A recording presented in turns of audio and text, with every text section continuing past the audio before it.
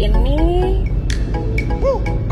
udah jadwal terakhir aku ke kantor untuk di bulan Mei menjelang Lebaran. Jadi udah nggak ada jadwal lagi, mungkin nanti setelah Lebaran ya.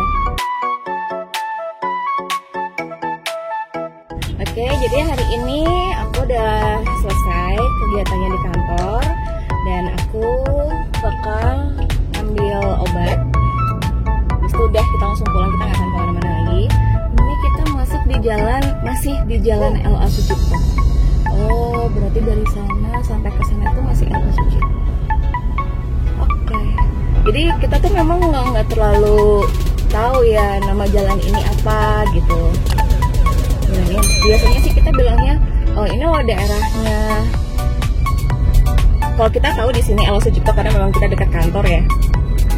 Jadi bilang LA Sucipto gitu. Biasanya banyak yang bilangnya daerah Blimbing gitu, karena memang kita masih di Kecamatan Blimbing dan ada pasar Blimbing itu. Apa dulu banyak pohon Blimbing ya? Ini namanya daerah Sabilillah karena memang di sini masjid Sabilillah. Ini kita di Jalan Ahmad Yani.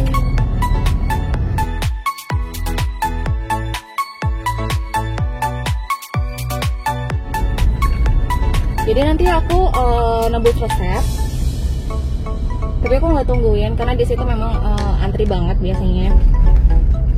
Racian atau tidak itu biasanya masih butuh waktu 1 jam karena memang dia antri ya. Ini nanti aku taruh aja, setelah bayar baru aku langsung tinggal. Ini nanti sore baru diambil. Ini apotek ada di sisi sebelah kanan, jadi aku harus putar balik dulu.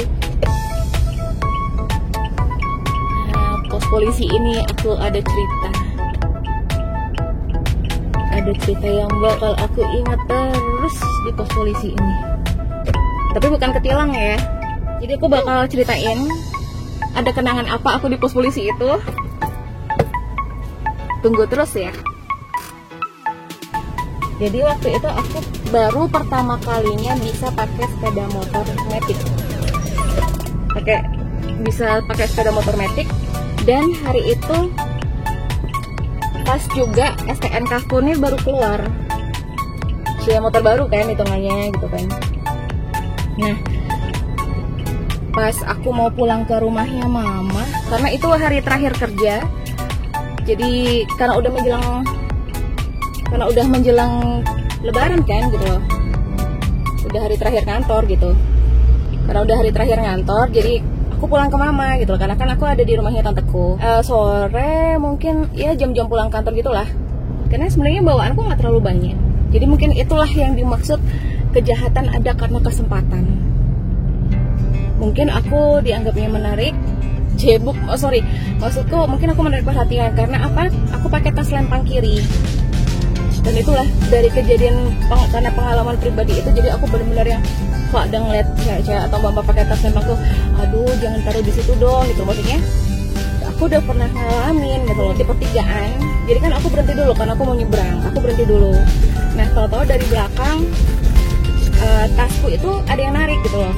Dia pakai helm teropong, jadi pakai helm teropong ya bilangnya. Aku nggak ngerti bilangnya apa ya, aku bilangnya helm teropong sih. Kayak gitu, helmnya bapak yang merah itu full face, helm full face. Nah, karena pakai helm gitu, aku kiranya itu temanku gitu kan. Dia tarik tasku, kok helmnya nggak dibuka gitu. Tapi dia nggak yang waktu itu mungkin dia belum narik paksa gitu kan. Dia narik lagi kedua. Yaudah siapa sih, aku pikir begitu. Kok nggak dibuka-buka helm? Jadi aku tuh nunggu dia sampai buka kacanya gitu loh, pikirku. Nggak taunya yang dia narik ketiga tuh dia baru kenceng banget. Jadi talinya tasku itu tas kulit, dan itu posisinya kan 2 tali gitu loh. Dan waktu itu talinya tuh tebel, itu sampai putus.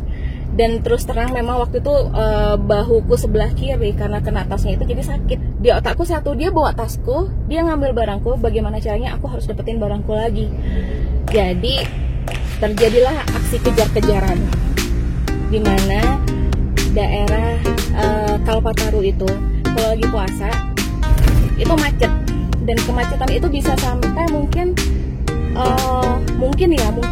karena aku lemah dalam hal jarak juga, mungkin sekitar 300 meteran kali kemacetannya dari lampu merah dari perempatan Cengger Ayam itu. Jadi aku kejar-kejaran dari situ, dan aku tuh teriak-teriak. Mereka berdua, mereka juga pakai sepeda motor metik. Jadi si mas-masnya itu yang di belakang tuh pakai Postera. Jadi di otakku tuh satu, dia aku tabrak, jatuh berdua dong gitu loh. Aku harus dapetin barangku lagi gitu kan. Pokoknya dia harus aku kena. Rencanaku sih waktu itu dia bakal aku tabrak gitu loh. Jadi jatuh berdua kan gitu. Nah, kejar-kejaran sambil aku tuh teriak-teriak jambret, baju merah jambret. Jadi kan ada identitas kan karena dia pakai baju merah gitu kan. Dan aku tuh bener-bener sumpah belok kanan kiri, aku nyelip kanan kiri itu aku nggak nengok-nengok, nggak ngelihat spion, pokoknya aku fokus sama si baju merah. Perempatan Cengger Ayam pun itu kan macet, ada mas-mas supel tas juga, jadi dia tuh posisinya lagi nyetop. Untungnya pas emang kalau nggak salah sih, kalau aku nggak salah inget di memoriku, memang jatahnya kita yang jalan gitu loh. Dari situ kejar-kejaran sampai di Jalan Mawar, padahal jaraknya jauh gitu kan. Nah lalu di Jalan Mawar itu aku ditanya sama bapak-bapak, ada apa mbak ini? Jambret pak, jambret, baju merah dan gitu. Nah si bapak ini aku nggak tahu ya, karena bapaknya tuh nggak pakai helm, mungkin warga sekitar situ kan mungkin niatan mau cari takjil atau gimana, aku nggak ngerti. Jadi bapak tadi itu ikut teriak juga, woi baju merah jambret gitu. Jadi karena bapak itu teriak juga, akhirnya banyak lah yang ngejar. Pas sepeda motor itu termasuk aku, jadi ada bapak-bapak, terus ada mas-mas itu juga. Aku nggak inget pasti sih, karena aku terlalu fokus itu. Tuh menjelang ujungnya Jalan Mawar itu ada mobil lagi, nepet ke aku. Kenapa mbak? Kali jambret pak. Nah si bapak itu bilang, terus mandek kok, tak ubere, katanya bilang gitu. Nah tapi si bapak ini kan pakai mobil, bagaimana bisa kejar? Padahal kondisi kan juga jalan macet gitu kan. Pertigaan ada namanya Burger Butong. Disitulah aku kehilangan jejak. Aku nggak ngerti dia ini lurus atau belok kanan. Jadi dari situ aku udah kehilangan arah, udah nggak ngerti kan gitu kan. Nanti di situ aku nelfon cowokku, bilang udahlah kamu ke pos polisi aja dulu katanya dong. Itu memang ada wartel. Oke, sorry skip dulu. Bisa dilihat nih, ini kondisi arah keluar dari Saujajar. Jadi aku berpikirnya kan begitu. Nah aku aja yang pakai sepeda nggak kekejar, apalagi siapa yang pakai mobil gitu kan. Nah lalu aku ke pos polisi itu pun kondisi kosong, nggak ada polisinya. Ada sih bapak-bapak tukang parkir di apotek itu tadi, cuman aku nggak tahu pak parkirnya masih sama atau enggak, aku nggak ngerti. Mohon maaf nih ya, aku nggak ada rasis atau sara sama sekali. Ini aku hanya berekspresi caraku menceritakan. Bapak parkir itu nanya ke aku, ada apa mbak? Copet pak. Waduh, aku nggak ngerti tadi di mana itu polisinya pergi, katanya gitu. Iya, aku tuh sebel kan, kenapa malah nggak ada polisi gitu loh. Aku tuh bete kan. Terus mungkin pak parkirnya itu ngelihat ya aku kondisi panik, terus lagi ngos-ngosan juga kan. Aku dikasihlah air mineral gelas. Dan karena aku ngerasa haus, dan memang karena aku habis teriak-teriak, aku minum dong. Aku minum, barulah aku dengar adzan maghrib. Loh, tak, aku ini puasa. Baru aku bilang kayak gitu kan. Nah, apa mbak katanya, kan udah mau buka. Oke lah, terima kasih ya pak. Sandalku satu hilang, nggak ngerti dah jatuh di mana.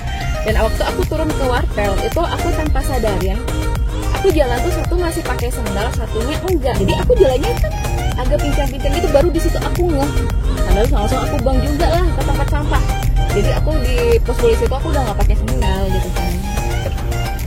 Nah dari itu agak lumayan lama sih aku nunggu polisinya datang itu. Begitu polisi datang, kenapa mbak? Bilang gitu kan. Terus saya ke jambret pak, ini. Aku bilangnya gitu kan, aku jelasin di mana tadi. di jalan bunga kopi-kopian situ kan. Terus ya udah sampai tunggu aja katanya. Nunggu di situ sekalian sambil nunggu cowokku waktu itu kan.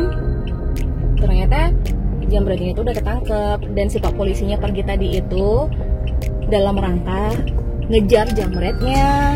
Jadi jambretnya tadi itu lewat depan pos polisi dengan situasi masih dikejar sama orang-orang itu.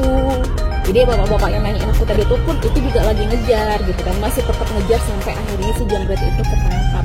Itu udah langsung diumumkan di salurannya polisi ya. Jadi intinya aku disuruh ke polsek Towok Waru. Hujan.